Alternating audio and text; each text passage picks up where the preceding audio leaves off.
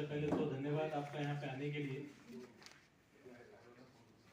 ये press conference का जो एकमात्र एजेंडा है वो ये है कि एक नेशनल एसोसिएशन है जिसका नाम है eye bank association of India, EBI बोलते हैं।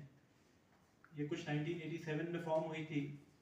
इसमें आई सर्जन्स, ऑफ्थेल्मोलॉजिस्ट तो है ही हैं, लेकिन उसके अलावा कुछ आई टेक्नीशियंस, कुछ NGOs और कुछ पॉलिसी मेकर्स जो सरकार की तरफ से भी रहते हैं, वो भी ये एसोसिएशन उनकी बेसिक बॉडी है जो नेशनल लेवल पे है।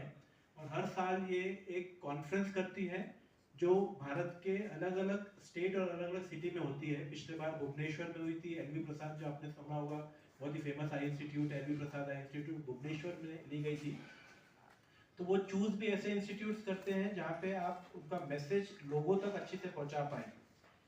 हमारा सौभाग्य है कि इस बार उन्होंने महाराष्ट्र को चुना, उसके बाद उन्होंने नागपुर को चुना और उसके बाद उन्होंने ABO आई इंस्टीट्यूट को चुना, जो हम इस कॉन्फ्रेंस को ऑर्गेनाइज कर पा रहे हैं। ये 15वीं आई बैंक एसोसिएशन ऑफ इंडिया की कॉन्फ्रेंस है और इसमें अभी तक 70 फैकल्टी, मतलब जो स्पीकर्स हैं, जो भाषण देंगे, जो अलग अलग आई डोनेशन पे और आंखों के अलग अलग ऑपरेशन की टेक्निक के बारे में देंगे, तो 70 ऑफ्थेल्मोलॉजिस्ट और आई बैंक मैनेजर्स ने कंसेंट दिया है और वो लोग आने वाले हैं। उसके अलावा करीब हम 300 के करीब एक्सपेक्ट कर रहे हैं कि टोटल अटेंडेंस रहेगा, जिसमें से अगर मैं आपको नाम बताना चाहूँ तो डॉक्टर नम्रता शर्मा है, all India institute of medical sciences की हेड ऑफ द डिपार्टमेंट है और वो AIOS की चेयरमैन साइंटिफिक कमेटी भी है। वो इस बार इस एसोसिएशन की प्रेसिडेंट बनने वाली है और वो चार्ज लेने वाली है मेजर जनरल परिहार सर से, जो अभी उनका टर्म अभी खत्म होगा। तो इस कॉन्फ्रेंस में एक तो ये है कि आपको नई टेक्नोलॉजी के बारे में बताया जाएगा और स्पेशली अब आपने 2-3 चीजों के बारे में आपको मैं खुलासा करना चाहूंगा। जो पहले 12 मिलियन डेथ्स होती है, तो मतलब अगर आप उसका कॉम्बिनेशन देखें, 12 मिलियन डेथ, 1 मिलियन डोनेशन, 47,000 आई डोनेशन होते हैं। तो ये अभी भी इंडिया बहुत लैक कर रहा है। तो हमें कम से कम 1 लाख का तो आई डोनेशन करवाना चाहिए, ये मतलब ट्रांसप्लांट करना चाहिए, तब जाके हमारा बैकलॉग खत्म होगा। तो मैं आपको इस कॉन्फ्रेंस के बारे में बताना चाहता था, जो मैंने बताया आपको कि ABO कॉन्फ्रेंस जो हम ऑर्गेनाइज करने जा रहे हैं, इसका जो मेन उद्देश्य अभी जैसा डॉक्टर गोपाल उन्होंने बताया कि जो नई नई टेक्नोलॉजी उसके बारे में और हम क्या नया कर सकते हैं, लेकिन उसके साथ में बड़ी चीज़ होनी चाहिए कि अवेयरनेस। आज ऐसा लगता है कि पहले एक वक्त था कि अवेयरनेस थोड़ी ज़्यादा थी, अब वो कम होते जा रही है। तो आई डोनेशन का अवेयरनेस बढ़ाने की बहुत ज़रूरत है।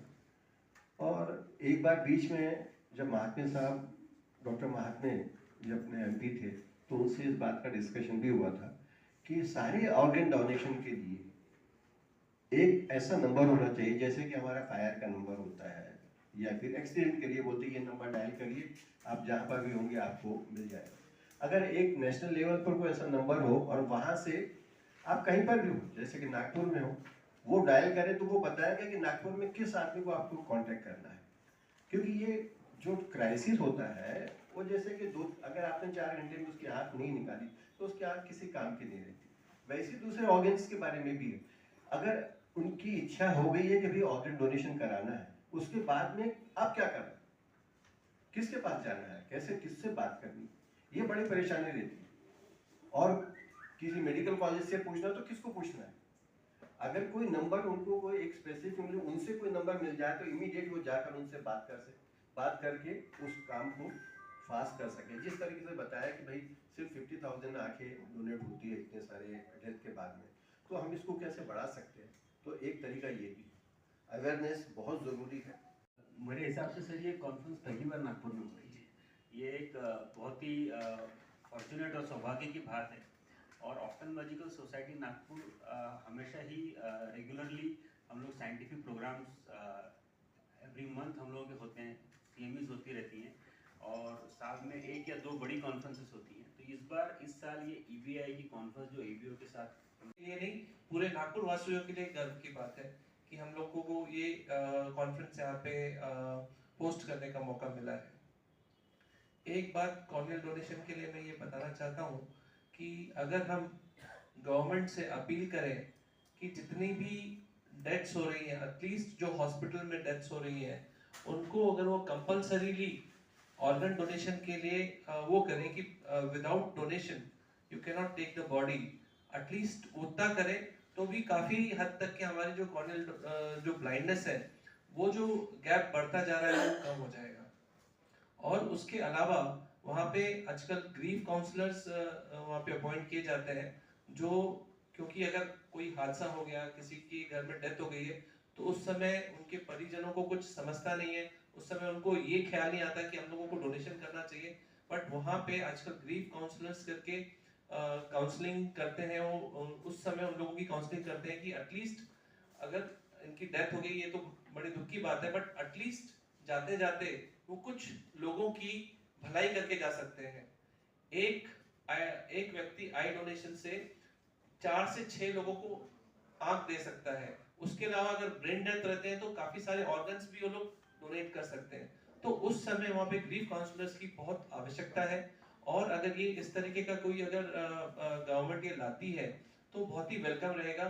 चीज चाहूंगा कि आप लोग ये करें थ्रू मीडिया। बहुत लोग प्लेज कर देते हैं कि हम लोग मरने उपरांत आई डोनेट करेंगे, लेकिन जो रिलेटिव्स रहते हैं या वो कंसर्न डिपार्टमेंट या कंसर्न ऑर्गेनाइजेशन को कॉल ही नहीं करते हैं।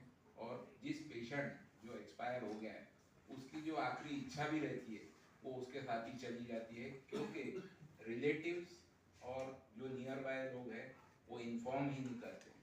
तो आप किसी भी माध्यम से इस चीज़ को हाईलाइट करें कि भाई जो जा रहा है उसकी जो आखिरी इच्छा है कम से कम उसको पूरा करें और आई डोनेशन के लिए प्रमोट। तो से कि ये जो एक हम सोचते हैं नेत्रदान सबसे श्रेष्ठ दान होता है, इसकी बहुत सारी कड़ियाँ होती हैं।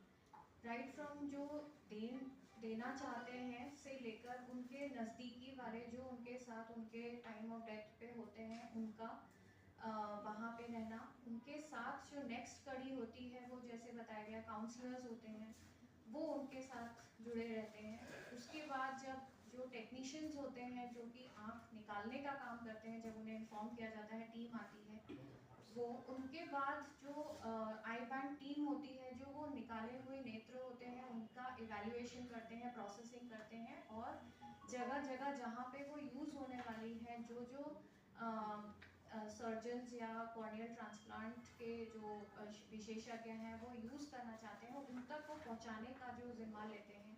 And plus the corneal surgeons जो कि नेत्रदान जो हो रहा है उसमें से जो पुतली निकलती है उसको जो ट्रांसप्लांट कर रहे हैं, ये सारी कड़ियाँ मिलाकर ही एक सक्सेसफुल नेत्रदान पॉसिबल होता है। और उसके साथ ही जो बाकी के लोग सम्मिलित होते हैं इसमें, वो हैं पॉलिसी मेकर्स जो ये रूल्स बनाते हैं कि किस में करना चाहिए किस में नहीं, और क्या क्या लॉज होते हैं।